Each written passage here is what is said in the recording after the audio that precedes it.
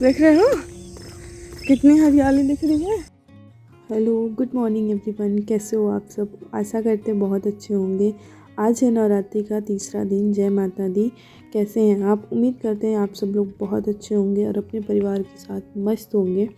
और सुबह सुबह हम लोग आए हुए हैं टहलने के लिए, क्योंकि अस्तित का स्कूल भी थोड़ा लेट हो गया है। तो सुबह हम लोगों ने कहा चलो थोड़ा सा टहल के आते हैं।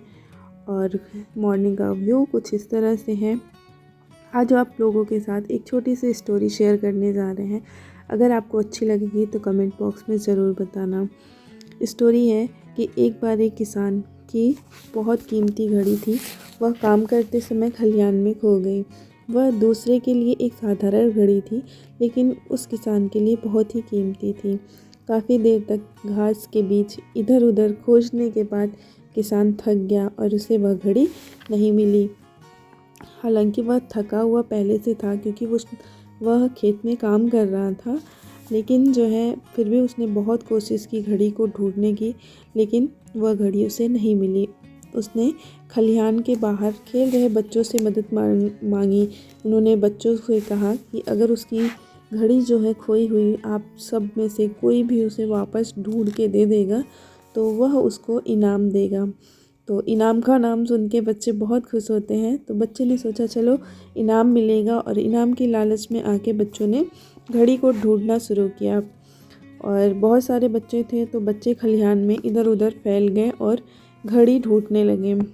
घड़ी ढूंढते ढूंढते कुछ बच्चे तो थक गए, और जो बच्चे थक गए वो वापस घर को लौट गए। और कुछ बच्चे, बाकी बचे हुए बच्चे खलिहान में घड़ी को ढूंढ रहे थे।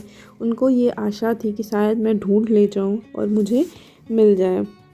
लेकिन जब घड़ी नहीं मिलती है तो वो बच्चे भी बहुत निराश हो जाते हैं और अपने अपने घर चले जाते हैं। और किसान भी अब अपनी घड़ी जो है पाने की उम्मीद छोड़ देता है और वह खोजना बंद कर देता है। जब किसान थका हारा था, खलिहान से बाहर निकल रहा था, उसे पास से गुजर रहे एक भिक्षु की नज़र उस पर पड़ी।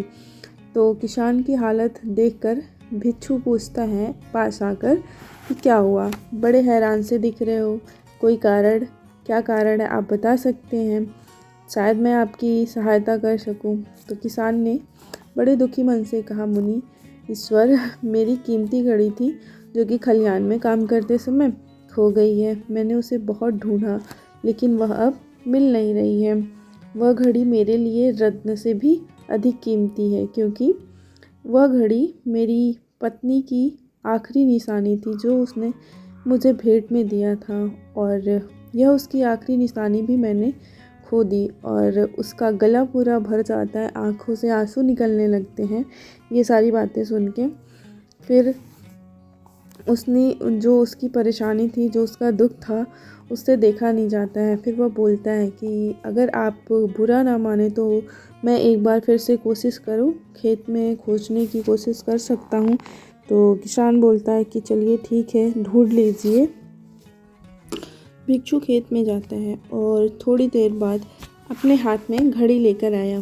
भिक्षु के हाथ में घड़ी देखकर किसान बहुत खुश होता है और खुशी से बहुत पागल हो जाता है। और आश्चर्य होकर वो पूछता है कि अभी तो बच्चों ने बहुत सारे बच्चे ने ढूंढी थी घड़ी, लेकिन बहुत देर तक ढूंढा हम हे अस्तित, ये देखो क्या है। और ये क्या है? देख देख देख अस्तित, जो देखो है ये घड़ी ये क्या कैसे है। ढूंढ लिए? आप तो अकेले ही मतलब ढूंढ लिए और अरे सफल हो गए। देखो, तो आंधी आ गई उन जो अस्तित।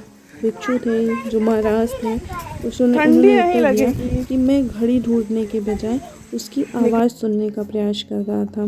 मौन में आवाज़ सुनना और उसकी खोज करना बहुत आसान था। मैंने बस अंदर जाकर शांति से घड़ी की टिक टिक की आवाज़ को सुना और आवाज़ की दिशा में ढूंढने लगा। जो घड़ी थी वो टिक टिक की आवाज़ कर रही थी, तो उसी को मैंने ढूंढने लगा। किसान अपनी घड़ी को वापस पाकर बहुत खुश था। उसने भिक्षु को प्रणाम किया और भिक्षु अपने रास्ते पर चले गए। इस कहानी से हमें यह सीखने को मिलता है, या सीखने की ज़रूरत है कि हमें कम से कम बोलना चाहिए, और जो भी चीज़ें हैं उसको बहुत ध्यान से सुन के करना चाहिए। तो कहते हैं कि बहुत ज़्यादा बात करने से हम अपने दिमाग पर नियंत्रण खो देते हैं और साथ ही साथ अपना ध्यान भी खो देते हैं। जो लोग बहुत ज़्यादा बोलते हैं उनके पास किसी एक काम पर जैसे हम ध्यान दरवाज़ा केंद्रित खोलते करने हैं, की ये देखती काबिलियत नहीं होती। बैठी रहते वो अपने किसी भी लक्ष्य पर पूरी तरह से केंद्रित नहीं हो पाते। और अगर हम केंद्रित नहीं हैं तो जीवन की सच्चाई को समझ नहीं पाएंगे और ना ही कभी मनचाही सफलता हासिल कर पाएंगे। जो लोग ज़रूरत से ज़्यादा बोलते हैं वह अपने विचार के बारे में पक्के नहीं होते और वह कभी किसी भी काम में फोकस नहीं कर पाते। इसके अलावा आपने भी देखा होगा अपने अगल बगल जो लोग अधिक बोलते हैं वो अक्सर लोगों के बीच हंसी का पात्र बन जाते हैं, और जो लोग कम बोलते हैं और अपनी बात पर कायम रहते हैं और उन्हें लोगों के बीच सम्मान मिलता है। जो लोग उनकी बातों को सुनते हैं, उन्हें पसंद करते हैं, उनकी बातें सुनना पसंद करते हैं, उन पर भरोसा भी करते हैं।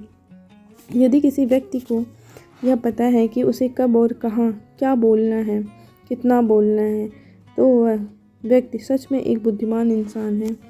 और ऐसा व्यक्ति जहाँ भी जाता है उसका व्यक्तित्व आकर्षण का केंद्र बन जाता है और वह जो भी कुछ करता है उसमें उन्हें सफलता अवश्य मिलती है।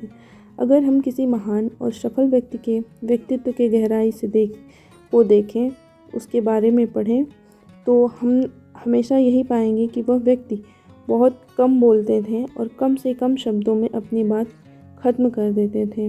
वो बोलने से पहले उन चीज़ों के बारे में गहराई से सोचते जिसके बारे में उन्हें बोलना चाहिए, जिसके बारे में उन्हें बोलना है। कहते हैं कि मौन से धैर्य आता है, धैर्य से ध्यान। मौन से धैर्य आता है, धैर्य से ध्यान, और ध्यान से हम अपने जीवन के बारे में जागरूक हो जाते हैं। इसीलिए जब हम ज़्यादा बात करते हैं तो हम मौन को खो देते हैं। जब ज़्यादा बातें होती हैं तो हमारे मौन जो है खो जाते हैं। जो मौन की शांति का पहला स्तंभ है, हमें मौन ज़रूरी है।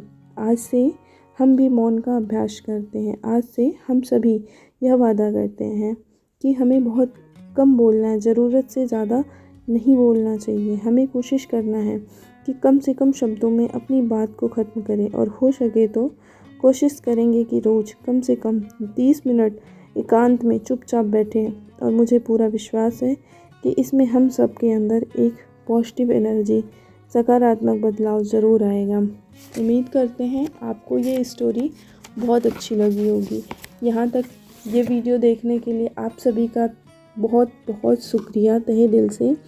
और अभी हो चुकी है शाम और मैं आ चुकी हूँ किचन में बनाने के लिए चाय, क्योंकि मम्मी और पापा उठ गए हैं शाम के समय। और आजकल मैंने एक नया काम शुरू किया है। मेरे यहाँ 2 बच्चे आते हैं पढ़ने के लिए, तो मैं उनको पढ़ाती हूँ। तो एक घंटे का गैप दे के पढ़ाती हूँ।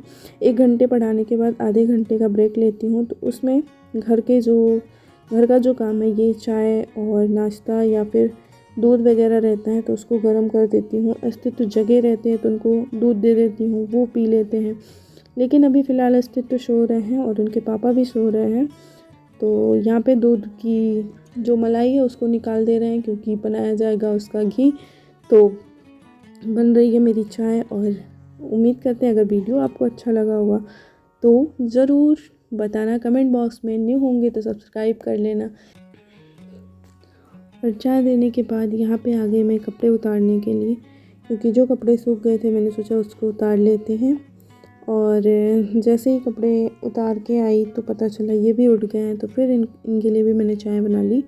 और फिर इसके बाद टाइम भी हो गया दूसरे बच्चे आने का, तो फटाफट ये काम भी निपटाना ज़रूरी होता है, क्योंकि आजकल इतना छोटा सा दिन हो रहा है ना, इतनी जल्दी शाम हो जा रही है, पता ही नहीं चल रहा है। तो इसके बाद पूजा वूजा करने के बाद फिर से आ गए हैं किचन में, और किचन में खाना वाना भी बन चुका है। इसके बाद खाने के बाद किचन की हो रही है सफाई, क्योंकि सुबह उठो और जब किचन साफ़ मिलता है तो दिल बड़ा खुश रहता है और एक पॉजिटिव एनर्जी मिलती है कि सब कुछ साफ़ सुथरा दिखता है तो बहुत अच्छा लगता है।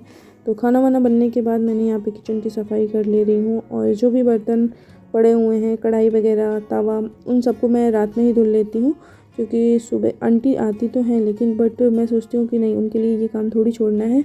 और सुबह हम लोग को फिर काम भी रहता है, तो सारी चीज़ें जो भी यूज़ की रहती हैं ज़्यादातर मैं धुल के रख लेती हूँ। और चलिए मिलते रहेंगे आपको प्यारे से ब्लॉग के साथ। वीडियो पसंद आया होगा तो लाइक करना, न्यू होंगे तो सब्सक्राइब कर लेना। कमेंट बॉक्स में ज़रूर बताना कौन सा पार्ट आपको ज़्यादा पसंद आया।